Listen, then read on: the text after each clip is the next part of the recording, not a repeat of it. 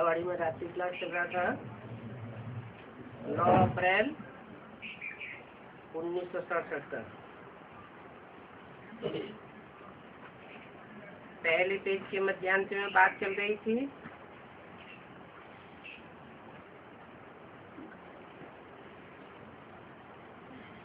कि अब विनाश तो होना ही है,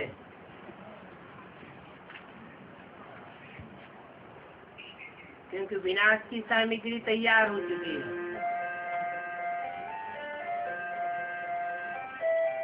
एटॉमिक एनर्जी आज से 70 साल पहले बनी ही नहीं थी, और 70 साल पहले भगवान भी सृष्टि पर नहीं आया हुआ था। 70 साल के अंदर ही भगवान भी आता है और स्थापना की सामग्री भी बाहर निकालता है और विनाश की सामग्री भी तैयार कराता है। नई दुनिया की स्थापना और पुरानी दुनिया का विनाश।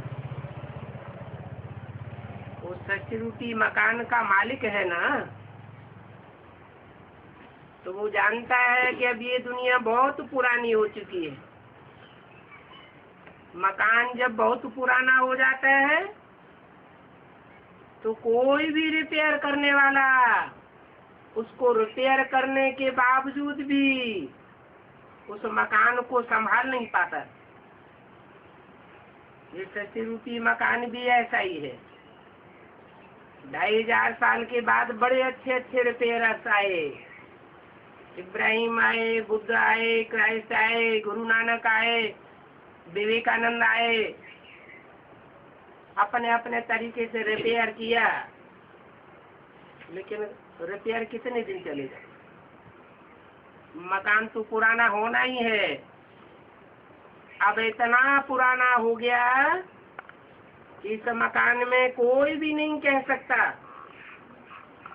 कि हम अपने जीवन भर तन से, मन से, धन से, समय से, संपर्कियों से और संबंधियों से सदा सुखी रहते।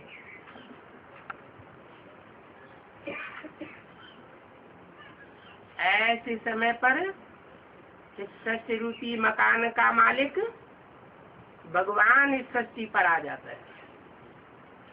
जब सब अपने करिश्मे दिखाई देते हैं तो अंत में आता है, आकर के 3 संदेश देता है। मैं इस सृष्टि का कर्ता धर्ता इस सृष्टि पर आया हुआ हूँ, पतित दुनिया को पावन बनाने के लिए, कलयुगी झूठ खंड को सच खंड बनाने के लिए।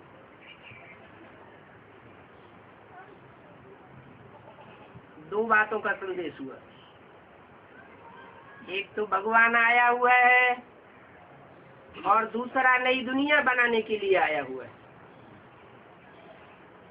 और तीसरा संदेश है इस दुनिया का विनाश सामने खड़ा है, क्योंकि एटॉमिक एनर्जी तैयार हुई पड़ी है।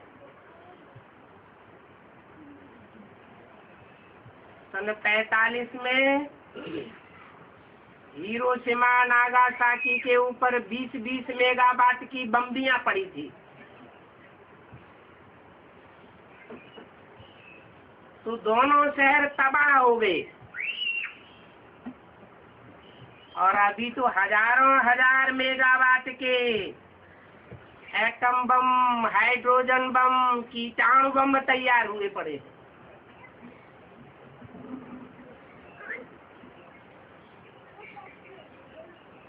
बड़े बड़े देशों के पास, जिन्हें महाशक्तियां कहा जाता है, उनके पास भंडार भरा पड़ा है, जिसके लिए गीता में भगवान ने बोला, हे अर्जुन, ये सारी दुनिया मेरे दाढ़ों के बीच में चबाई जाने वाली है। आसमान में ये एटम बम रूपी तारें तैर रही है और जमीन के अंदर सुरंगों में और समंदर में समाई हुई है।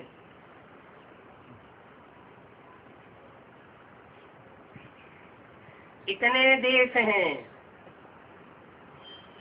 सबके आपस में मतांतर चल रहे हैं।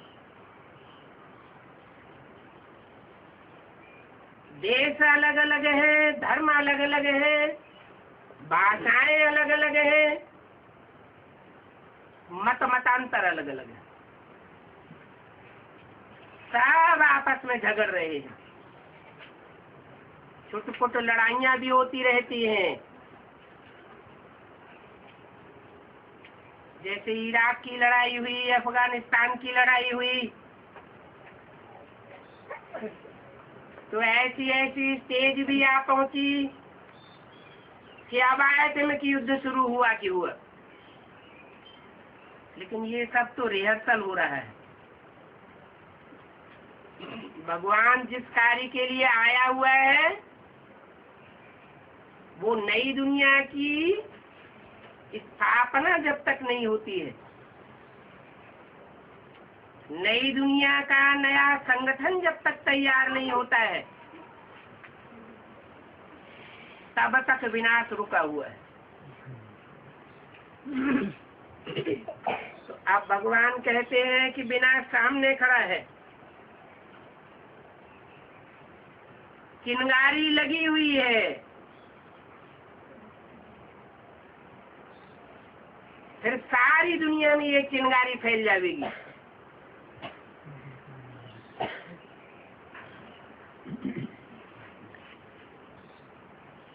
बात कहते हैं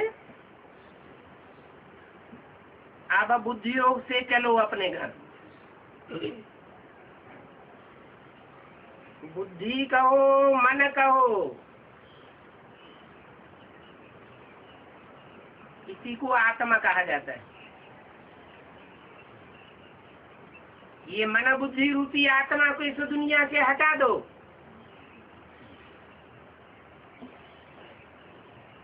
तब ही मेरे को याद कर सकेंगे।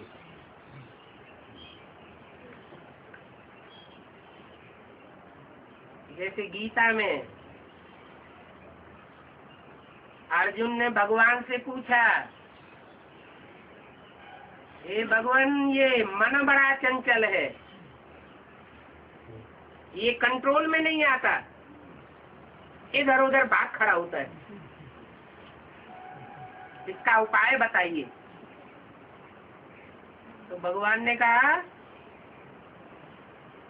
असंशयम महाबाहो मनोदुर्निग्रहम चलम अभ्यासेन तो कौन्तेय वैराग्येण च गृह्यते।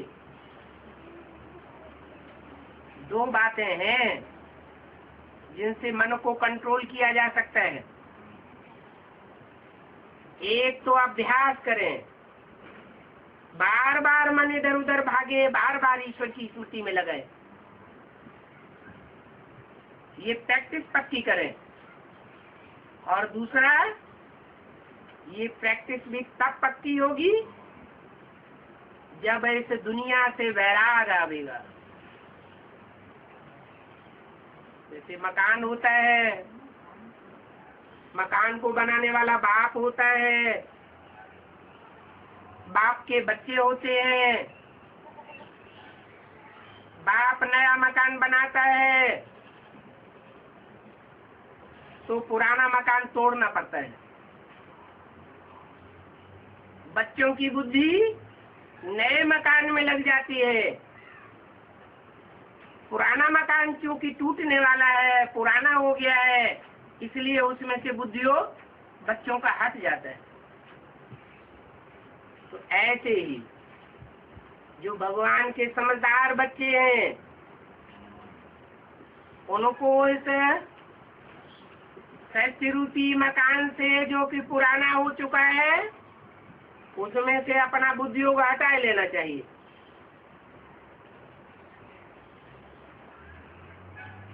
बुद्धियोग हटेगा तो भगवान में बुद्धि लगेगी।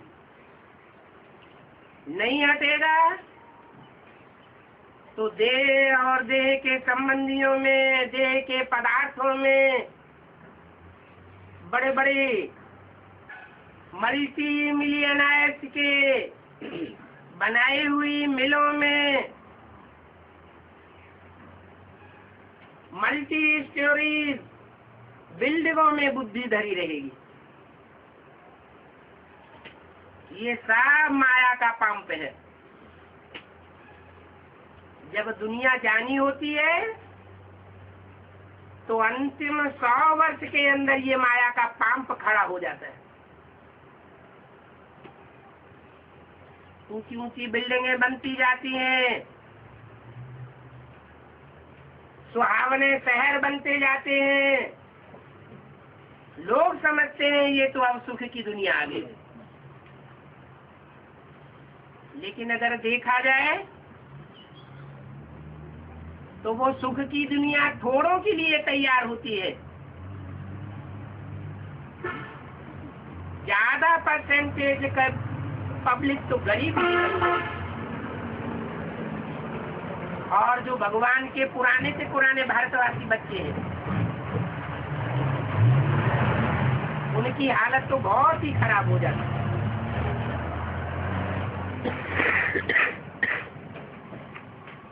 तो बताते हैं कि इस चीची दुनिया से, पुरानी दुनिया से वैराग आना चाहिए।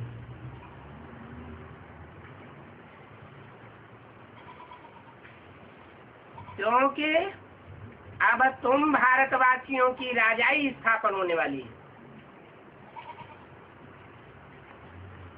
तुम कैसे भी हो ना कि भारत सबका सिरताज था, अभी सब देशों का मोहताज बन गया है। अभी भगवान बाप आकर के फिर इसे सब देशों का सरताज बनाने के लिए आया हुआ है।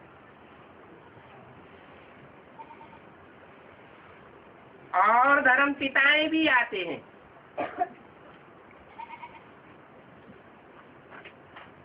इस्लामी, बौद्धी, क्रिश्चियन आदि धर्म स्थापन करते हैं। वो सब 2500 वर्ष के अंदर आते हैं। उनकी सबकी हिस्ट्री मौजूद है। लेकिन भगवान ने जब आकर के ये नई दुनिया रची थी, सनातन धर्म की स्थापना की थी, उसका कोई को पता नहीं। हजारों वर्ष पुरानी बात हो चुकी है। सिर्फ गीता में इशारा दिया है कि 5000 साल पहले महाभारत युद्ध हुआ था। भगवान ने आकर के गीता ज्ञान सिखा करके राजयोग सिखाया था।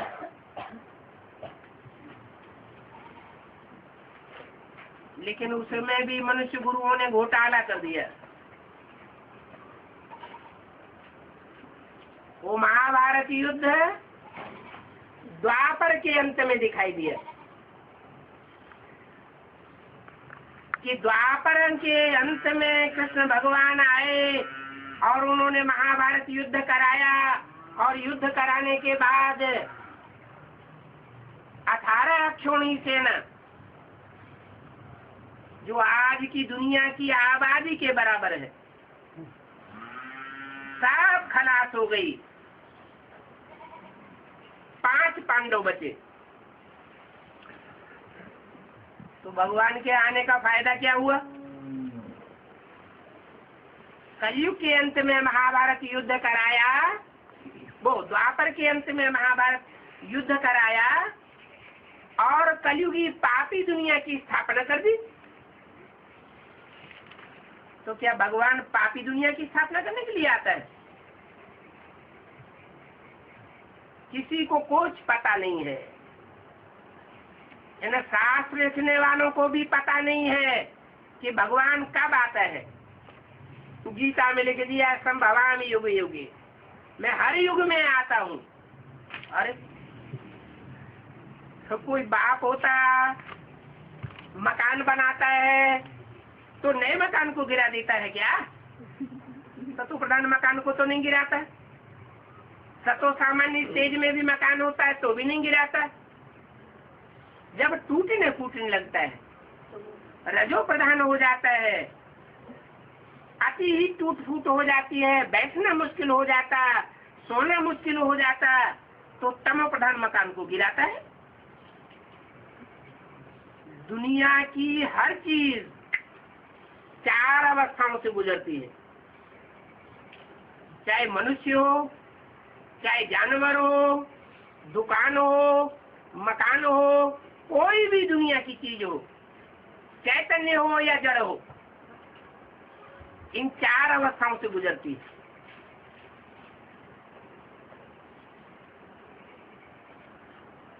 तो ये सृष्टि भी 4 अवस्थाओं से गुजरती है। ऐसे नहीं कि जब रजो प्रधान दुनिया द्वापर युग शुरू होता है तो भगवान को आने की दरकार है, नहीं,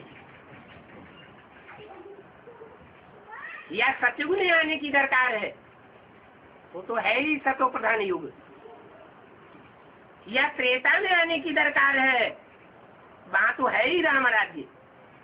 राम राज्य का कितना गायन करते हैं, गांधी जी ने कितनी लड़ाई लड़ी राम राज्य के लिए।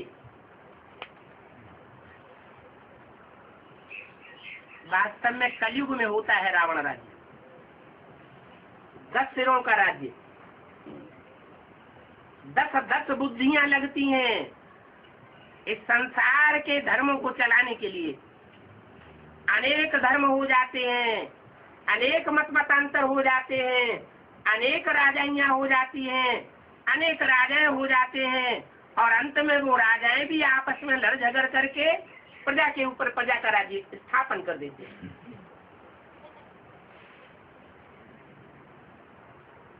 अब राजा बुद्धिमान होता है, पहलवान होता है, शक्तिवान होता है, या प्रजा में ताकत होती है?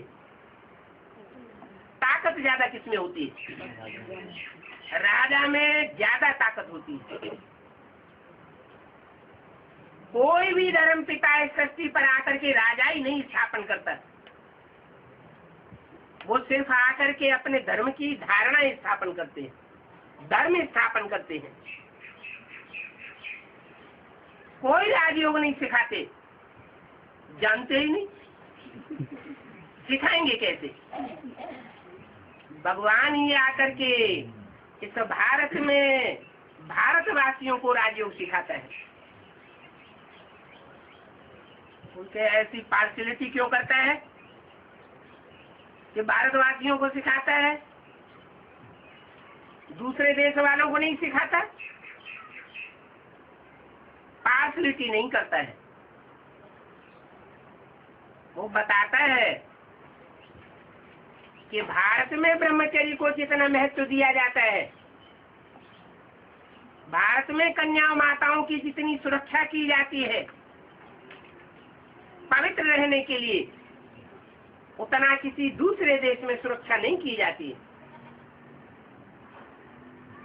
और भगवान को पवित्रता प्रिय है। भगवान के मंदिर में जाते हैं तो मुंह तो पलीती हाथ पांव लेकर के जाते हैं क्या?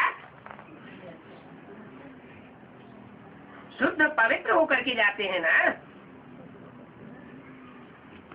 ये आज की दुनिया की पैदाइश से मुंह पलित से होती है। तो भगवान इस मूत पलीती दुनिया को चेंज करने के लिए आता है। 10 इंद्रियां हैं, 10 इंद्रियों में भ्रष्ट इंद्रियां भी हैं। जिन भ्रष्ट इंद्रियों से मूत पलीती काम किया जाता है तब संतान पैदा होती है। और श्रेष्ठ इंद्रियां भी हैं जिन्हें ज्ञानेंद्रियां कहा जाता है।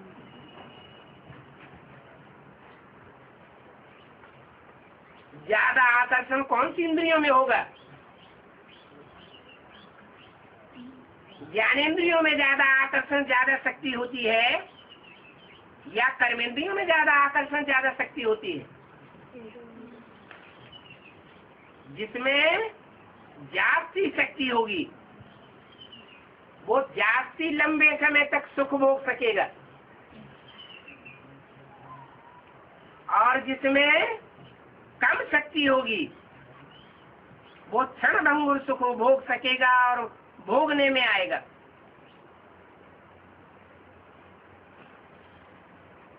मनुष्य बूढ़ा हो जाता है, बीमार हो जाता है,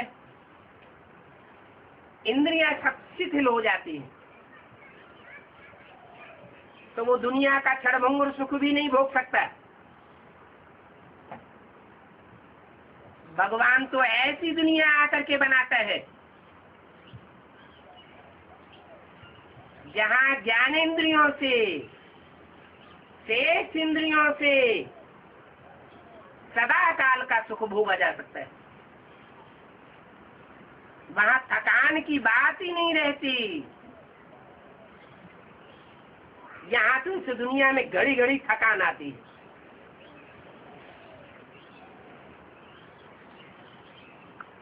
शेष ज्ञान इंद्रियों से आचरण करने वालों को स्वेच्छाचारी देवता कहा जाता है। उन स्वेच्छाचारी देवताओं की मंदिर में हम पूजा करते हैं। पूजा का आधार पवित्रता होती है। भगवान ने आकर के अर्जुन को ये खास पाठ पढ़ाया। हे अर्जुन, कामेश क्रोधेश रजोगुण समुद्भव जह्येनम पापमानम। ये काम और क्रोध तेरे महाशत्रु है, तू इनको जीत ले। बताया कामेंद्री जीते जगत जीत। देवताओं में सबसे बड़ा देवता कौन है? महादेव। महादेव। महादेव के लिए दिखाते हैं कि उन्होंने कामदेव को भस्म कर दिया। लोग समझते हैं काम नाम का कोई देवता होता होगा, उसको भस्म कर दिया। अरे देवताओं को भस्म करेगा भगवान कि राक्षसों को भस्म करेगा? ये कामदेव रूपी कामना का भूत मनुष्यों के अंदर होता है।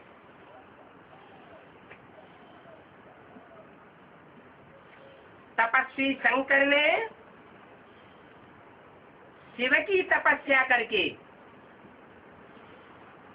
उस काम को भस्म किया था। वो काम विकार हम सब के अंदर मौजूद है। जिस काम विकार की मार से बच्चों की पैदाइश होती है, जो शक्ति चलती है, शुरू होती है, उसकी शुरुआत में भी दुख। पुरुष भी अपने को निस्तेज महसूस करता है। स्त्री को तो और ही ज्यादा परेशानी होती है। बच्चे की पैदाइश होती है तो भी परेशानी, बच्चा भी रोते रोते पैदा होता है।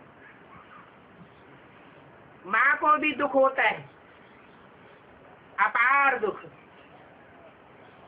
और वो संतान जब बड़ी हो जाती है, वृद्ध हो जाती है, मृत्यु का टाइम आता है, अंत समय, तो अंत समय में घावड़े आते हैं। घावड़े आते हैं ना, कितनी कठिनाई होती है शरीर छोड़ने में। तो जिसके आदि में भी दुख, मध्य में भी दुख और अंत में भी दुख, ऐसी भ्रष्ट इंद्रियों की भ्रष्टाचारी शक्ति को संसार में से नेस्त नाबूद करने के लिए परमात्मा आता है।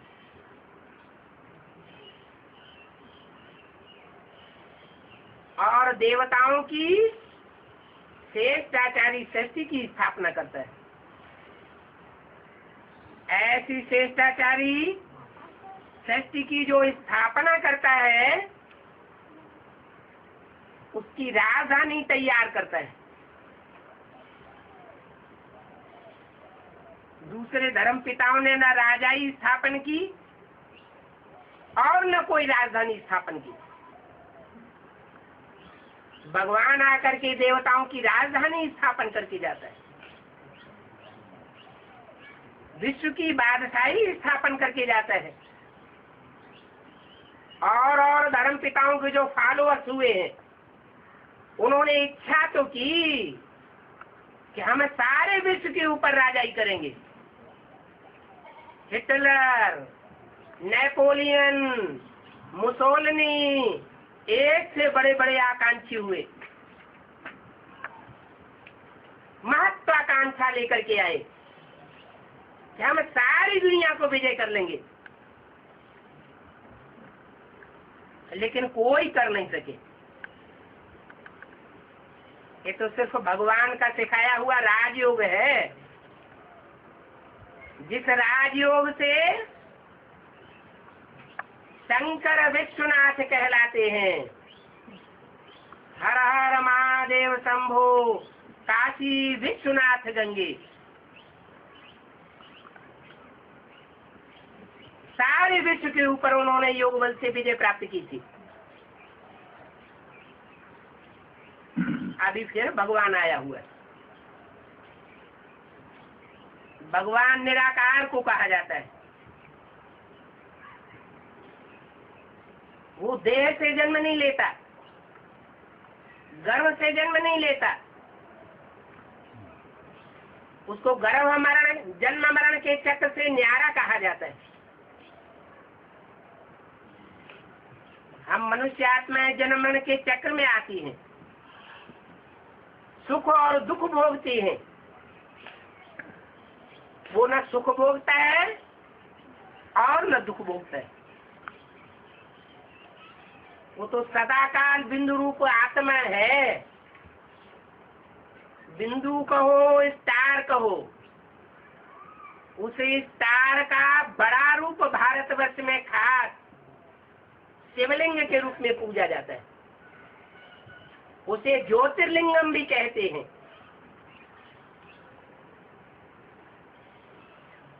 वो परम धाम का रहने वाला है।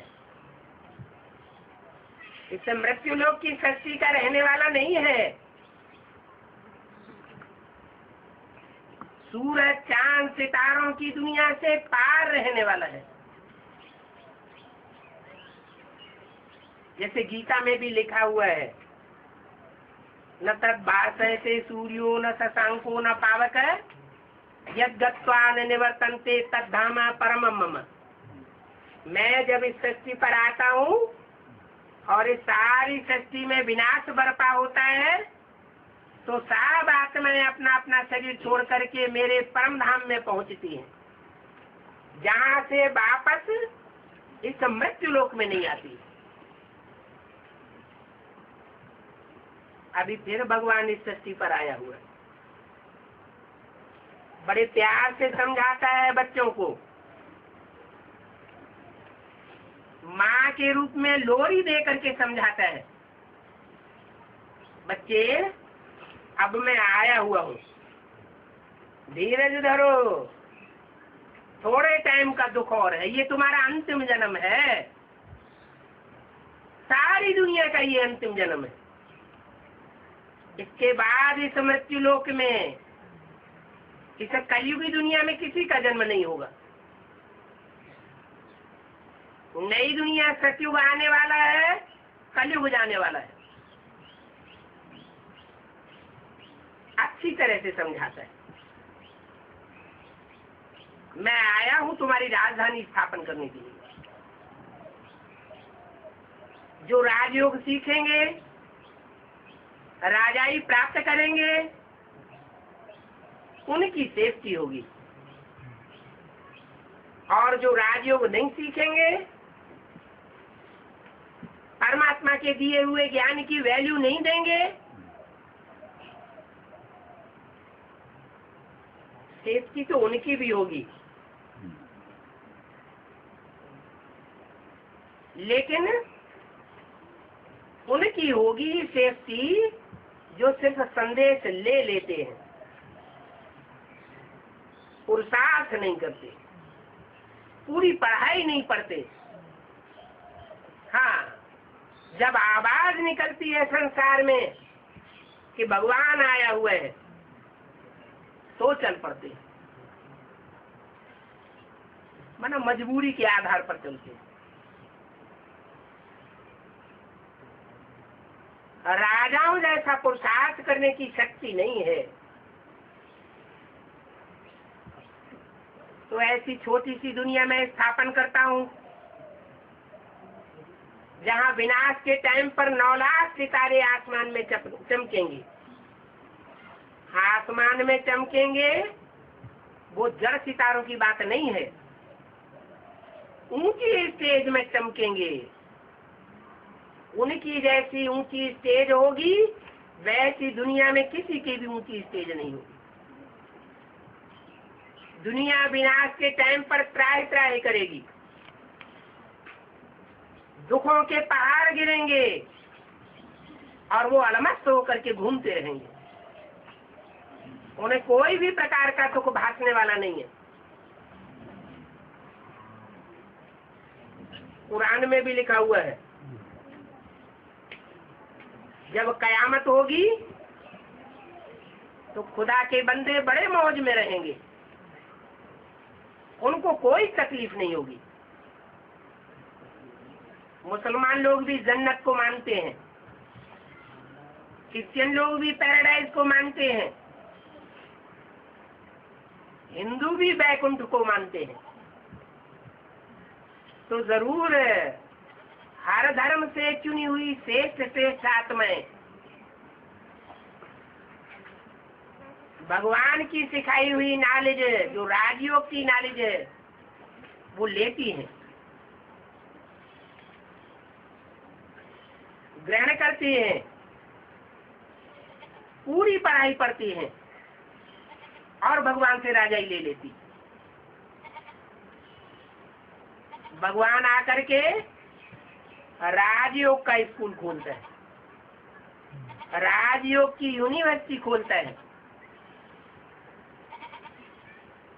इस यूनिवर्सिटी में राजा बनाने का लक्ष्य दिया जाता है। वो यूनिवर्सिटीज मनुष्यों की होती है, उनमें एक जन्म की पढ़ाई पढ़ाई जाती है। डॉक्टर बन जाओ, वकील बन जाओ, इंजीनियर बन जाओ, ये पढ़ाई पढ़ाते हैं ना एक जन्म के लिए। वो भी बने बने न बने कुछ पक्का नहीं। और यहाँ तो भगवान बाप गारंटी देते हैं कि अगर रेगुलर और पंक्चुअल होकर के ये पढ़ाई पढ़ते रहेंगे तो मैं तुमको 21 जन्मों की बादशाही देने के लिए आया हूँ। ऐसी बादशाही दे करके जाऊंगा जो कोई तुमसे छीन नहीं सकेगा, कोई तुम्हारी राजाई के ऊपर आक्रमण नहीं कर सकेगा। ऐसा सतयुग और त्रेता युग का राम कृष्ण का राज्य दे करके जाता हूँ। सतयुग में नारायण का राज्य होता है, कहते हे कृष्ण नारायण वासुदेव।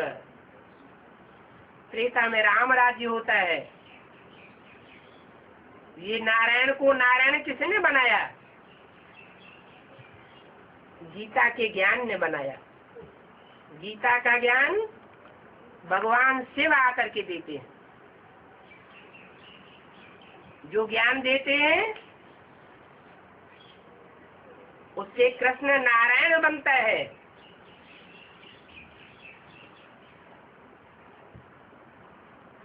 और राम त्रेता युग में बनता है। नर से नारायण बना करके जाता है। किसको? राम को। इसलिए राम राज्य मशहूर है, नारायण राज्य मशहूर नहीं है। क्योंकि राम ही आकर के नारायण का राज्य स्थापन करते हैं। वो राम और कृष्ण की आत्माएं जो कभी देवता थी वो अभी साधारण मनुष्य हैं। इसलिए गीता में लिखा हुआ है कि मैं जब आता हूँ साधारण मनुष्य तन में आता हूँ। मुझे आए हुए भगवान को मूढ़मती लोग पहचान नहीं पाते। मैं गरीब निवाज बन करके आता हूँ। गरीब मेरे को पहचानते हैं, साहूकार लोग मेरे को नहीं पहचान पाते। तो भगवान जो गरीब निवाज बन करके आया हुआ है, इस संसार में जो दुखी अपन को महसूस कर रहे हैं वो उसे पहचान जल्दी लेते हैं। जो महसूस करते हैं हम तो इसी दुनिया में स्वर्ग में हैं, हमको तो इस दुनिया में कोई दुख नहीं, तन का, मन का, धन का, समय का, संपर्कियों का, संबंधियों का, हमको कोई प्रकार का दुख नहीं। वो भगवान को जल्दी नहीं पहचान पाते। उन्हें भगवान की बनाई हुई दुनिया की वैल्यू नहीं है। इसलिए जो नई दुनिया बनती है उस दुनिया में आबादी बहुत कम होती है। कहाँ आज की दुनिया के 500-700 करोड़ मनुष्य, और कहाँ आने वाली नई दुनिया के सिर्फ 9 लाख मनुष्य होंगे। इसलिए शास्त्रों में 9 लाख सितारों का गायन है, 9 लखा हार का गायन है। वो होते हैं आसमान के जड़ सितारे, जड़ चमक मारने वाले। और ये आत्मा रूपी सितारे हैं चैतन्य सितारे, जो विनाश के टाइम पर सारी दुनिया में फैल जाते हैं और ज्ञान की चमक मारते हैं। सिखाते हैं कि भगवान का जो सिखाया हुआ धंधा है, ईश्वरीय ज्ञान लेना और ईश्वरीय ज्ञान देना, इस धंधे में कोई नुकसान नहीं है और दुनिया के साथ धंधे चौपट होने वाले। ये गायन है, सब धंधों में है नुकसान सिवाय एक ईश्वरीय धंधे। ईश्वर जो धंधा सिखाएगा वो तो जरूर अविनाशी धंधा सिखाएगा।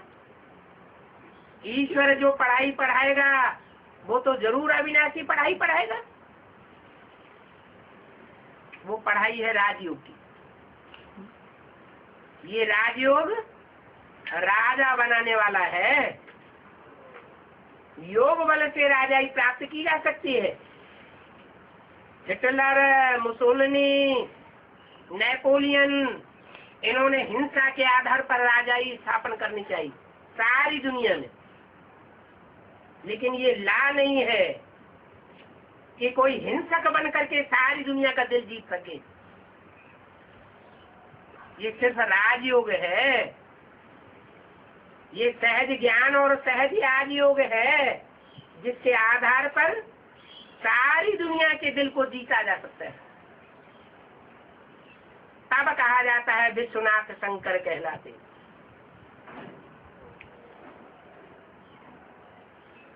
वो विश्व के बादशाह बनते हैं।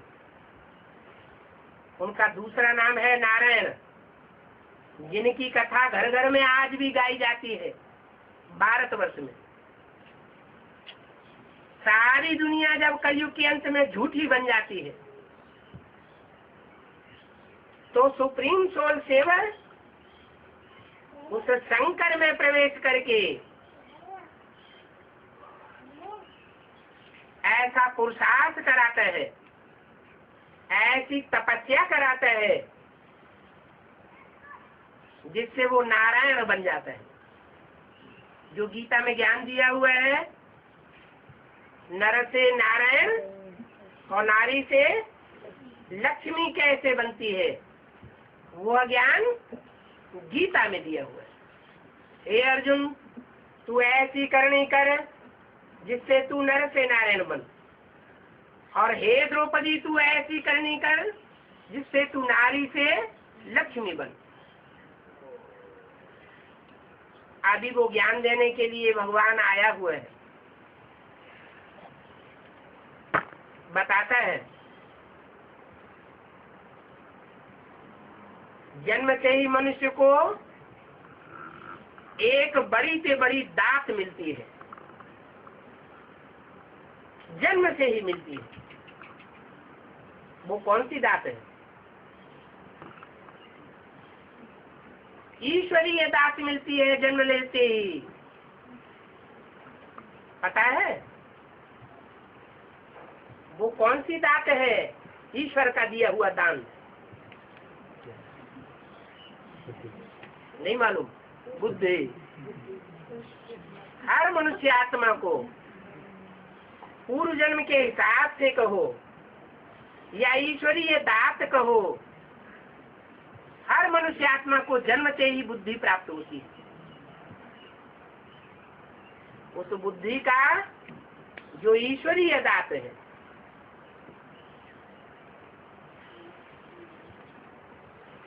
उसका उपयोग करना चाहिए। हर मनुष्य को अपनी बुद्धि का उपयोग करना चाहिए। भगवान की दी हुई देन है। भगवान की दी हुई चीज का उपयोग नहीं करेंगे तो क्या उपयोग करेंगे? तन तो लौकिक माता पिता देते हैं, लेकिन बुद्धि कौन देता है? वो ईश्वरीय दात है। तो संसार में अनेक प्रकार की बातें सुनने को मिलती हैं। अनेक प्रकार के गुरु हैं जो अपनी अपनी कहानी सुनाते रहते हैं, कथाएं सुनाते रहते हैं, ज्ञान सुनाते रहते हैं।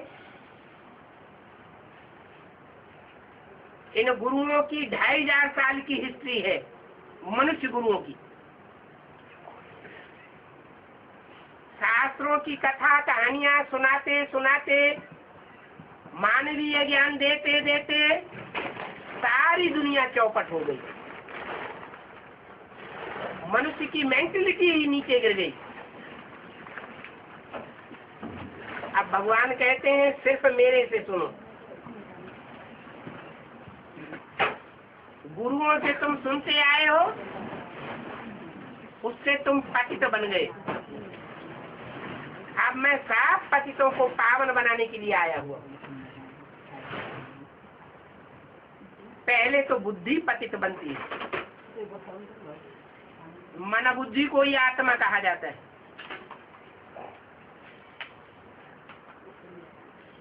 मन बुद्धि को कैसे पतित से पावन आकर के बनाता है, उसका तरीका बताता है। बहुत सहज तरीका है। अपन को देह न समझो, अपन को आत्मा समझो। मैं आत्मा स्टार हूँ। भ्रकुटी के मध्य में चमकता है ये स्टार, जिसकी यादगार में मस्तक में बिंदी लगाई जाती है।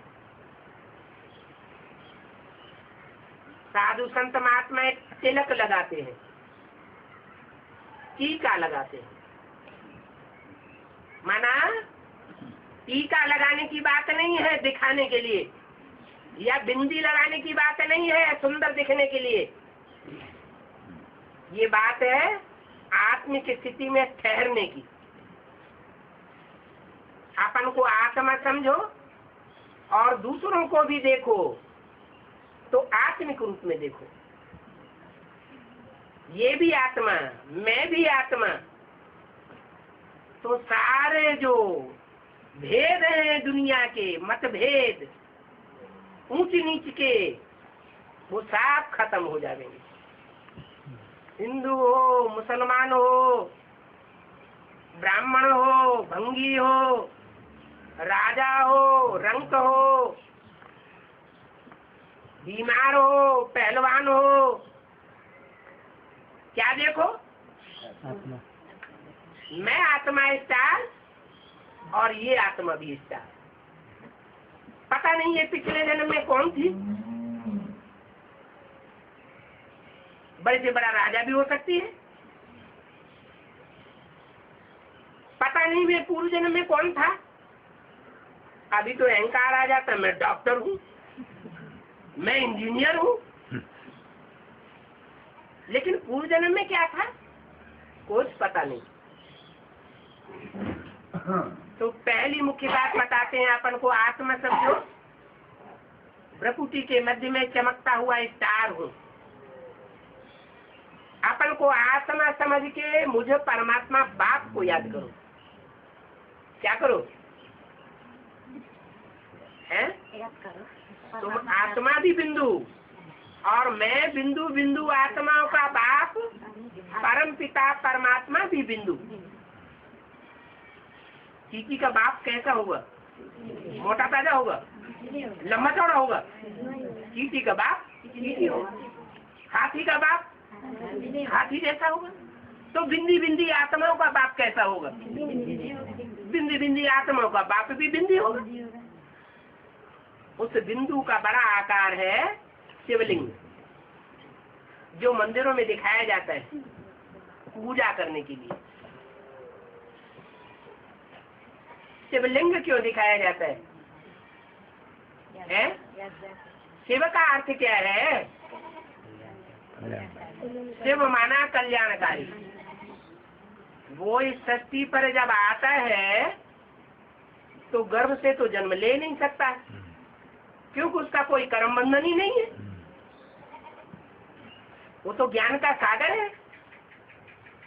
जो ज्ञान का सागर होगा वो कर्म बंधन क्यों बांधेगा? बांधेगा क्या? नहीं बांधेगा। तो वो सुख दुख के कर्म बंधन में नहीं आता, इसलिए सदैव बिंदु है। तो फिर आकर के ज्ञान कैसे सुनावे? मुसलमान तो कह देते हैं अल्लाह मियाँ ने ये फरमाया, अल्लाह मियाँ ने वो फरमाया। अब अल्लाह मियाँ ने फरमाया कैसे? क्या ऊपर से आवाज आती है? हिंदू लोग कहते हैं आकाशवाणी हुई। किसी ने आज तक आकाशवाणी सुनी? नहीं। ये मुख जो है जिसमें हवा भरी हुई होती है, जब बोलते हैं तो हवा बाहर निकलती है। ये आकाश है। इस आकाश में प्रवेश करके परमात्मा वाणी उच्चारण करता है।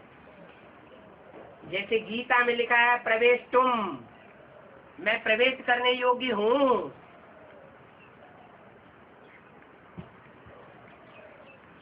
तो वो बताता है मैं गर्भ से जन्म नहीं लेता, लेकिन भूत प्रेत जैसे प्रवेश करते हैं ऐसे मैं प्रवेश तो कर सकता हूँ। अब सवाल है किस में प्रवेश करूं? XYZ किसी में भी प्रवेश कर जाऊं क्या? अरे इब्राहिम बुद्ध क्राइस्ट ऊपर से आते हैं तो ऊपर से आकर के क्या जो आत्मा परम धाम से आएगी, भगवान के धाम से आएगी, तो गर्भजेल से जन्म लेगी। भूमूत की दुनिया में 9 महीने पलेगी नहीं। वो तो पावन धाम से आई है, इसलिए पहला जन्म कोई न कोई में प्रवेश करती है। जैसे जीसस की आत्मा में क्राइस्ट ने प्रवेश किया, ऐसे सभी धर्म पिताओं का जन्म होता है। ऊपर से आत्मा आती है और कोई न कोई पतित तन में प्रवेश करती है और उसके द्वारा अपने धर्म की स्थापना करती है। ऐसे ही परमपिता परमात्मा भी जब इस सृष्टि पर आते हैं तो कोई न कोई में प्रवेश करते हैं। किसमें प्रवेश करते होंगे? कोई साधु संत महात्मा में प्रवेश करते होंगे। उन्होंने बहुत तपस्या की है। क्यों? साधु संत महात्मा में भगवान को प्रवेश नहीं करना चाहिए। भगवान आता ही है पतितों को पावन बनाने के लिए। साधु संत महात्माएं पवित्र रहते हैं या अपवित्र होते हैं? तो पवित्र जीवन बिताते हैं, उनमें प्रवेश करके क्या करेगा? भगवान तो आता ही है पतित दुनिया में। सतयुग में नहीं आता, त्रेता में नहीं आता, द्वापर में भी दुनिया इतनी पतित नहीं होती। कलयुग अंत में आकर के दुनिया बहुत पतित हो जाती, मूत पलिती हो जाती। मनुष्य की बुद्धि में सिवाय मूत पीने के कोई दूसरी बात ठहरती नहीं। ऐसी दुनिया में आता है। जब मनुष्य ऐसा बनता है तो पशु पक्षी जानवर भी ऐसे ही बन जाते हैं, क्योंकि मनुष्य मनन चिंतनशील प्राणी है, मन बुद्धि वाला है, तो वो वायुमंडल को कंट्रोल करता है। जानवर तो ऑटोमेटिक मनुष्य को अनुसरण करते हैं वातावरण को। प्रूफ है, जो जंगल में जानवर रहते हैं वो ज्यादा बीमार पड़ते हैं, या घरों में जो जानवर गांव में रहते हैं वो ज्यादा बीमार पड़ते हैं? क्यों? क्योंकि मनुष्य विकारी है तो बहुत बीमार पड़ता है। उसके वायुमंडल में रहने वाले जानवर भी बहुत बीमार पड़ते हैं। तो भगवान पतित दुनिया में आता है, पतित तन में आता है। अब कैसे पता चले कौन पतित है? पतित से पतित तमो प्रधान कौन है और पावन कौन है? ये दुनिया एक ड्रामा है। इस ड्रामा में ऊंच से ऊंच पार्ट किसका है और नीचे से नीचे पार्ट किसका हो सकता है? अच्छा, जो जितना ऊंचा चढ़ेगा वो उतना नीचे गिरेगा या नहीं गिरेगा? ऊंचा चढ़ेगा तो नीचे भी गिरेगा। ये नियम है। तो इस सृष्टि के जो हीरो हीरोइन पार्टधारी हैं कोई तो होंगे। उन हीरो हीरोइन पार्टधारी में परमात्मा प्रवेश करता है। सत्युग के आदि में वो नर से नारायण बनते हैं, सारे विश्व के मालिक बनते हैं, और कलयुग के अंत में आकर के बैगर बन जाते हैं। उन बैगर को फुल प्रिंस बनाने के लिए भगवान आता है। किसके तन में आता है? उस बैगर का नाम बहुत प्रसिद्ध है, बैगरी रूप में घूमता है। कौन है? शंकर देवता को बैगरी रूप में दिखाया जाता है। ब्रह्मा कुमारियां कहती हैं ब्रह्मा में आता है। अगर ब्रह्मा में आया होता तो ब्रह्मा के मंदिर होते, मंदिरों में पूजा होती, मंदिरों में मूर्तियां बनाई जाती। ब्रह्मा की मूर्तियां बनती हैं क्या? पूजा होती है क्या? मंदिर बनते हैं क्या? नहीं बनते। इसका मतलब ब्रह्मा के रूप में भगवान नहीं आता। ब्रह्मा तो दाढ़ी मूछ वाला है। दाढ़ी मूछ वाले बेकारी होते हैं। मनुष्यों को दाढ़ी मूछ होती है, राक्षसों को दाढ़ी मूछ होती है, देवताएं क्लीन शेव वाले होते हैं। इसलिए भगवान तो ऐसे में आता है